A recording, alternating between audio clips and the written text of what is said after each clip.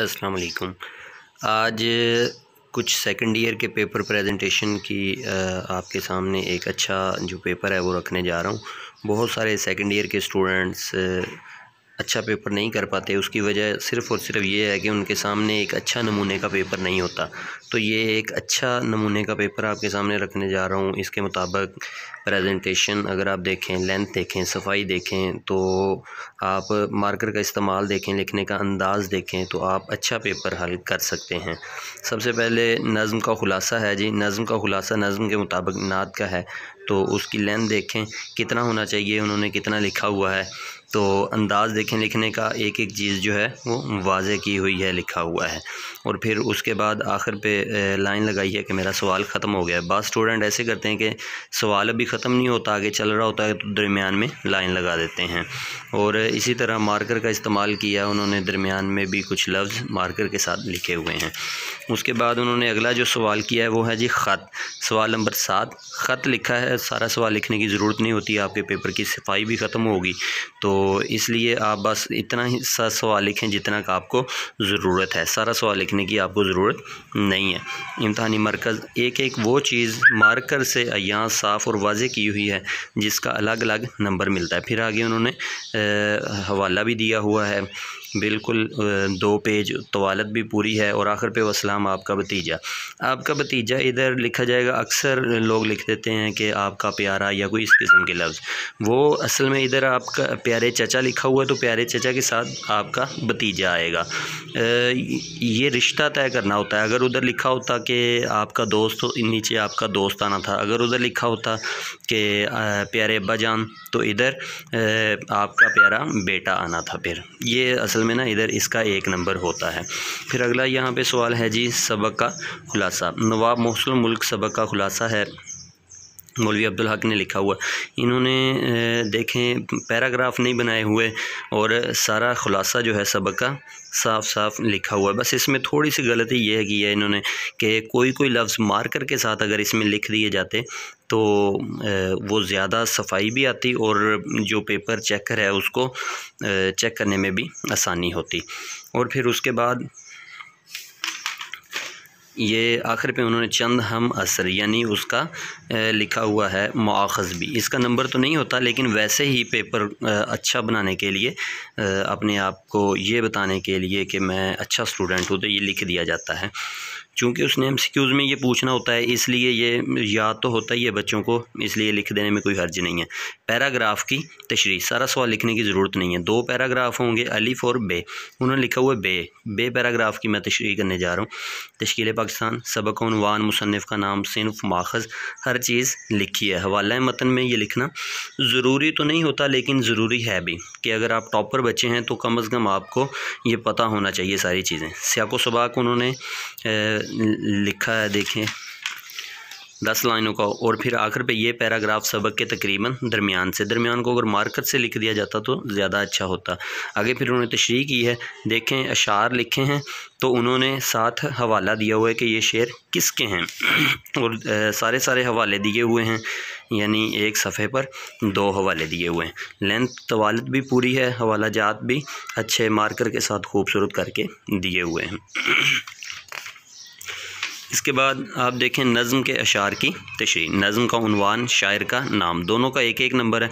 उन्होंने बड़े खूबसूरत तरीके से इसको लिखा हुआ है। फिर मफ़हूम लिखा है। बाज़ दोस्तों की ये राय होती है कि अशार की तशरीह में मफ़हूम ज़रूरी नहीं होता, इसका कोई नंबर नहीं है, लिहाजा ये ना लिखें। ये बिल्कुल ठीक है, ना लिखें। लेकिन अगर आप अशार की तशरीह करने जा रहे हैं, उससे पहले अगर आपको मफ़हूम ही नहीं मालूम तो आप तशरीह क्या करेंगे। अगर आपको मालूम है तो आप ज़रूर लिखें, उसी के मुताबिक तो आपने तशरीह करनी है, ठीक है। तो इसलिए तशरीह से पहले मेरे ख़्याल में मेरी राय ये है कि मफ़हूम लिखना ज़रूरी है। अगर नहीं लिखते तो गलत नहीं है, लेकिन एक टॉपर बच्चा और अच्छा बच्चा जो है उसकी मफ़हूम ना लिखना उसके टॉपर होने की निशानी नहीं है। इसी तरह आगे देखें, आपने उन्होंने शेर लिखा है, अल कुरान साथ उसका हवाला दिया हुआ है, बेशक अल्लाह हर चीज़ पर कादिर है। हर चीज़ जो है वाज़े साफ़ और अय्यां है। इसी तरह मार्कर का इस्तेमाल देखें कितना खूबसूरत है। अशार की जो उन्होंने लिखा है तो लाइन का ख्याल नहीं रखा हुआ, आपस में लफ्ज़ मिल नहीं रहे, इसीलिए उनकी सफाई पेपर में आ रही है, सफाई बरकरार है। और आखिर पे उन्होंने सवाल ख़त्म ये लाइन लगाई है, जो भी चीज़ लिखी है उसके साथ उसकी साथ ये ज़रूर बताया हुआ है कि ये किस चीज़ का पेपर है। शायर का नाम हो या अल हदीस हो या कुछ भी हो वो ज़रूर साथ बताए हो। आगे गज़ल के अशार की तशरीह, ख्वाजा मीर दर्द साथ लिख दिया है शायर का नाम। आगे उन्होंने हिंट भी दिया है मौत के आगे फ़िक्र, यानी इस शेर की तशरीह करने जा रहा हूँ। फिर मफ़हूम, फिर आगे उन्होंने तशरीह की हुई है, 2 पेज आप देखें और उस पर हवाले भी दिए हुए हैं। उन्होंने ख़त्म किया है, ये लाइन नहीं लगाना चाहिए थी, शेर नंबर 2 उनका ठीक है चल गया, लेकिन चूँकि सवाल ख़त्म नहीं हुआ, फिर आगे हिंट दिया है, मफ़हूम और तशरीह शुरू कर दी। रहनुमाई सिर्फ़ अल्लाह की है, अल कुरान, अमीर मिनाई, ख्वाजा हैदर अली आतिश, यानी साथ लिखा हुआ है। अगर आप टॉपर बच्चे हैं तो आपका ये साथ लिखना बहुत ज़रूरी है। अक्सर दोस्त कह देते हैं, उनकी राय है कि ये लिखना ज़रूरी नहीं होता क्योंकि शेर लिखने वाला देने बस काफ़ी है, लेकिन मेरी ये राय है कि आप ये लाजमी साथ लिखें क्योंकि ये लिखना ज़रूरी है।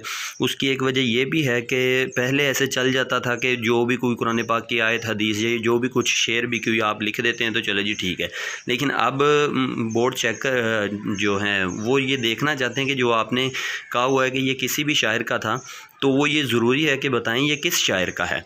तो ये सारे आगे शेर नंबर 3 तशरीह और ये लिखा हुआ है, ये ज़रा थोड़ी सी तशरीह इन्होंने कम की है।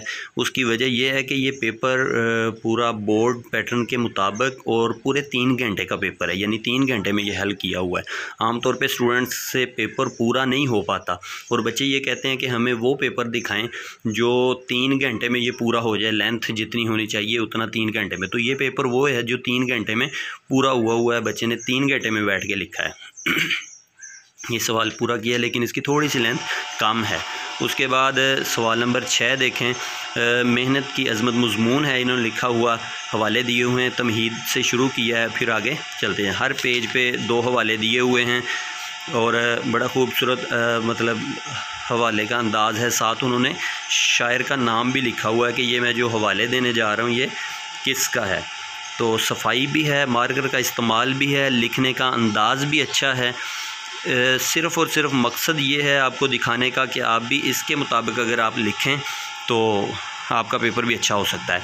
इस पेपर में बहुत सारी आपको गलतियां भी नज़र आ सकती हैं, हवालाजात में कमी बेशी भी हो सकती है, लेकिन आपने इन चीज़ों को नहीं देखना, आपने पेपर प्रेजेंटेशन देखनी है कि कल अगर आपको पेपर ख़ुद हल करना पड़ता है तो आप इसके मुताबिक हल कर लें। अगर आपके पेश नज़र कोई नमूने का पेपर होता है तो आप अच्छा कर लेते हैं। एक साइड पे हाशिया लगा हुआ है, ये बड़ा अच्छा है। अक्सर बच्चे दोनों साइडों पे हाशिया लगाते हैं और हाशिया भी काफ़ी ऐसे आगे आगे करके लगाते हैं, दरमियान में जगह छोटी थोड़ी सी बचती है। तो पेपर चेकर जो है उसका माइंड फिर ये सेट होता है कि बच्चे ने बस हाशिया लगा के लाइनें छोड़ के पेपर पेज भरने की कोशिश की हुई है। इन चीज़ों से ज़रा थोड़ा सा बचना चाहिए जी। ये उन्होंने मज़मून ख़त्म किया है और हवाला आखिर पे दिया हुआ है। और मज़मून जब ख़त्म किया लिखा अलगर्ज़ हमें चाहिए कि हम मेहनत करें, मतलब यानी आखिर पे उन्होंने 2-3 लाइनें, एंड हो गया था, टाइम ख़त्म हो रहा होगा जब बच्चे ने पेपर दिया है, तो इसलिए उन्होंने आखिर पे इस तरह लिख दिया।